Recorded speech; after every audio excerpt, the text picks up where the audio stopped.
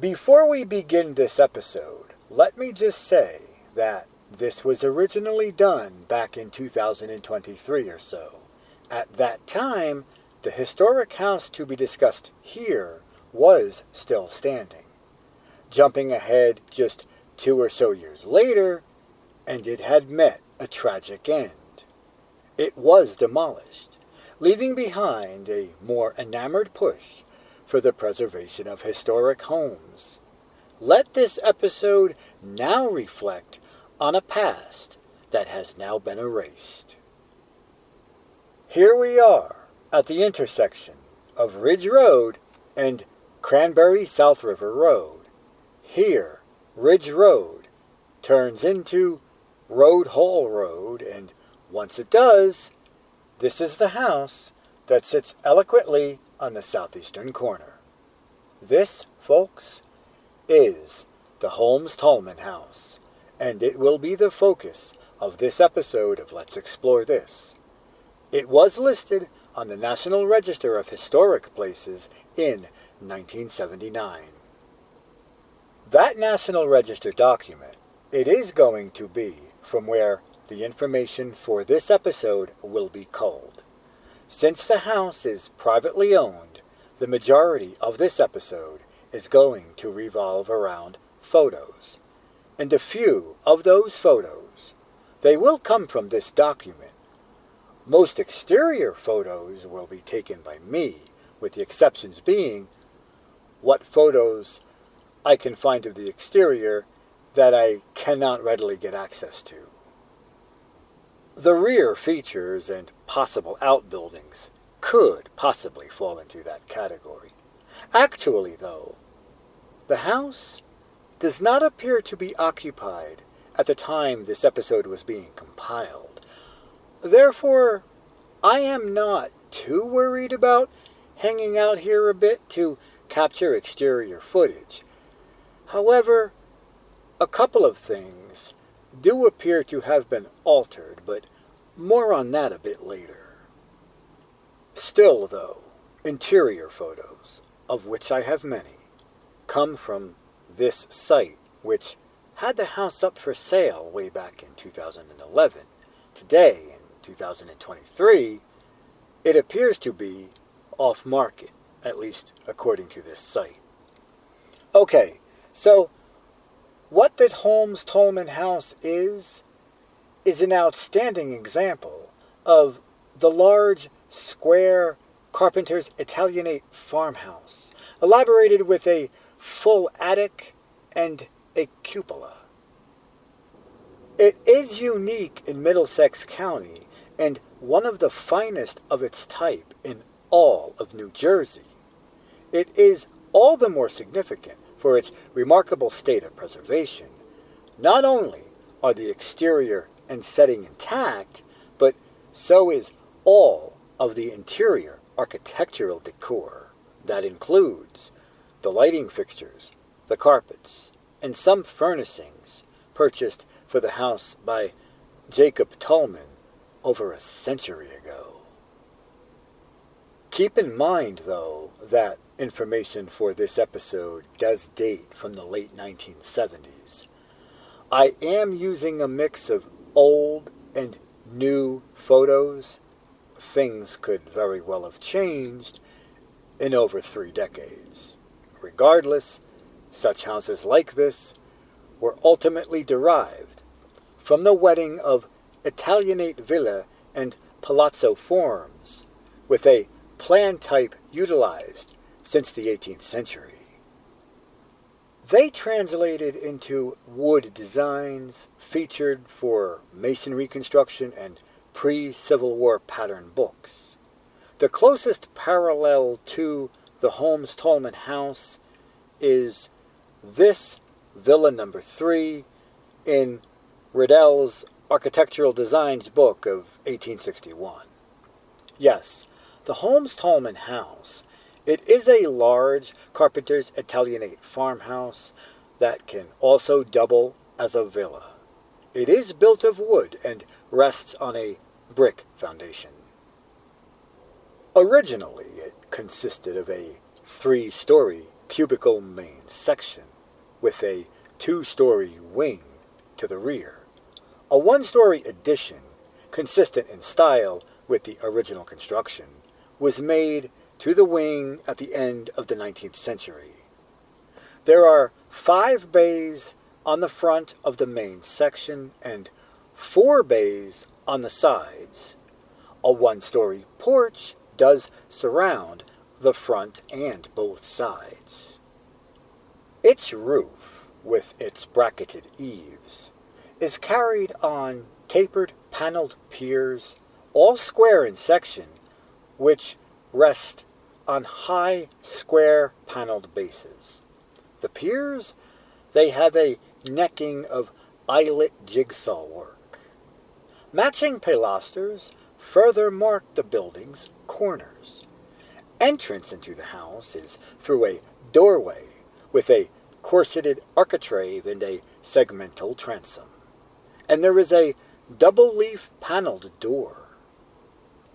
All other openings on the first floor are French windows that hold projecting lintels, all decorated with eyelet work similar to that found on the piers. Similar lintels, furthermore, do surmount the 2/2 sash windows on the second floor. And as for the attic story, its fenestration consists of paired and arched single-pane windows. Hey, look, I think a window is missing. But all the openings, with the exception of this here door, are hung with movable louvered shutters. The house, it is covered with a shallow hip roof crowned by a square cupola pierced by double-arched windows, and the brick chimneys, they do rise on each side. Wide overhanging eaves on both the roof and the cupola do rest like those of the veranda on open brackets with acorn drops. Trim on the wing repeats that of the main section, but at a smaller scale. And there is a conservatory, a small conservatory, positioned on the southwest side of the wing. In plan, the first floor of the main section, it features a conventional central stair hall. To the left of that are a pair of square rooms separated by sliding doors, each with a fireplace. To the right of that is a double parlor, also with 2 fireplaces, but open through its entire length, although marked at the center by a segmental arch resting on floriated consoles. Now, keep in mind that the photos being shown may not always correspond with what is being discussed, but room to the left. As an example, I have no way of knowing if this is to the left. I can see sliding doors either once or even still being in the center there. Anyhow, back to the description. There are 4 rooms and a bathroom on the second floor and 6 in the attic. The 2-story wing, it has 2 rooms on the first floor. One, according to an owner, is the original dining room. The other is the kitchen, with a back stair running along the wall that divides the wing from the main section. And again, keep in mind, I can't be sure if the pics shown always align with what is being discussed. The 1-story wing was added by the present owner's grandfather, that is, by the late 1970s owner's grandfather, as this information has been culled from this 1979 document, as mentioned much earlier. Well, this 1-story wing, it consists of a single room, the kitchen, the present kitchen, with an adjacent pantry.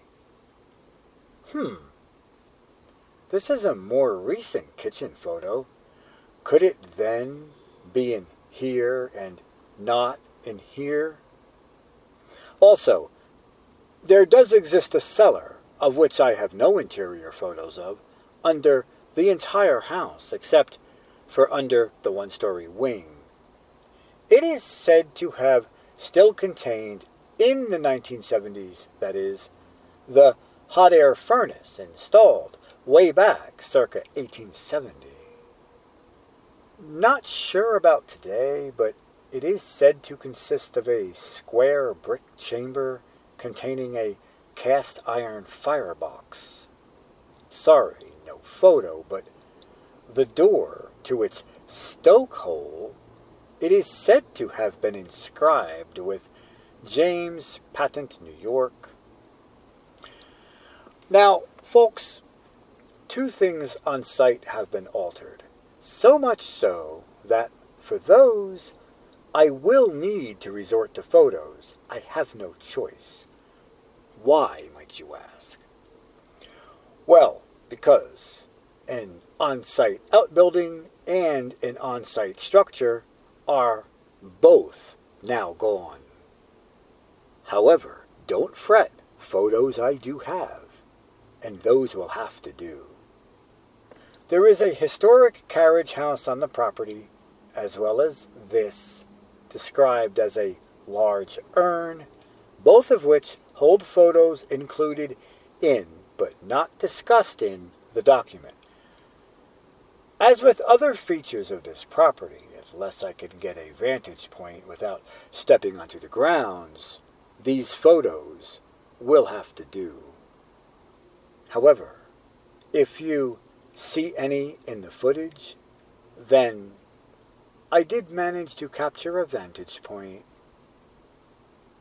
But yeah, no vantage point can possibly exist. That carriage house and that urn are gone. And at the time this episode was being compiled, there was some kind of work going on, like some kind of excavation work, not sure. Could those dirt piles there be the site of an archaeological excavation? I mean, such an excavation does sometimes occur over time in the presence of historic sites, so not sure. But let's get back to the history of the site. You see, a building appears at approximately the location of the Holmes Tallman House on the 1850 map of Middlesex County, belonging to an Aaron Gulick.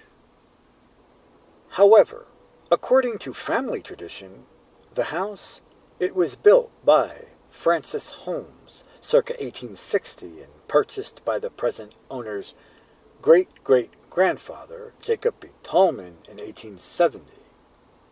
Stylistically, the 1860 date is certainly more likely, and overall, it might be assumed that this here, the present house, replaced an earlier building on the same site.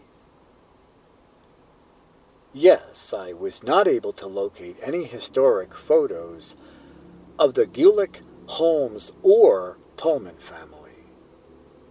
Maybe some do exist, though I do not go out of my way to locate photos of people. I do a quick search, and if I find some, I include them, and if not, it is what it is. But tradition, it is confirmed by title transfers.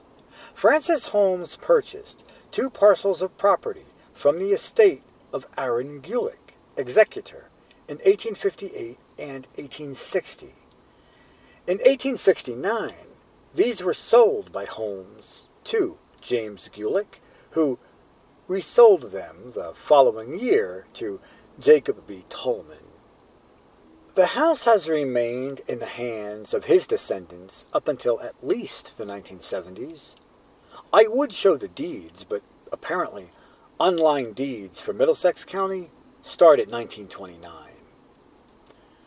Although no specific threat to the Holmes Tallman House appears to be imminent, it was in the late 1970s, located at the junction of roads serving two of the fastest growing municipalities in Middlesex County, South Brunswick and Monroe. Pressure to ease traffic congestion in the southern portion of the county was at the time growing, and so proposals to widen the roads or redesign the intersection were expected to surface in the near future.